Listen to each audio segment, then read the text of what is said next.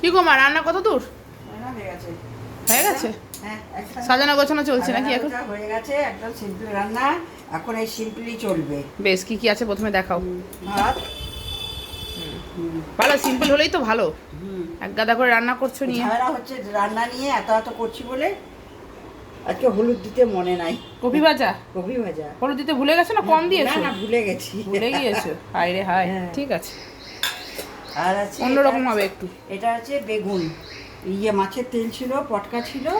সব তেল দিয়ে চচ্চড়ি, বেগুন দিয়ে তেল বেগুন চচ্চড়ি। এটা দারুণ লাগে খেতে। হ্যাঁ, এটা সত্যি খুব পেঁয়াজ ভালো। তেলের উপর পেঁয়াজ দিয়ে একটু ঝাল ঝাল করেছো তো? ঝাল ঝাল করেছি, দারুণ লাগে খেতে। হ্যাঁ এটা বন্ধুরা করে দেখো, ভালো হয় খেতে। হ্যাঁ। আর আর করেছি এই যে কাতলা মাছের ঝোল, ওই যে বাবা। পেঁপে দিয়েছি আজকে। পেঁপে আলু, আর পেঁপে আলু। মাছগুলো তো বিশাল বড় বড় গুলো। হ্যাঁ, আরে বেখাপা করে ফেলেছে। এইটা একটা সাইড দিয়ে কেটে পিস। হ্যাঁ, কাটলে ঠিক হতো। বলছে বলতে বলতেই কাটা হয়ে গেছে ওদের। তাই তো করে, আবার হ্যাঁ। যদি মাঝখানে কাটবে পিসগুলো এত ছোট করবে যে হ্যাঁ। যাতা। ঠিক আছে। হ্যাঁ, আর কুলের চাটনি করে রেখেছি। কুলের আচার? হ্যাঁ। ঠিক আছে, বেশ, চলো দেখিয়ে দিলাম আজকে লাঞ্চের মেনু। হুম।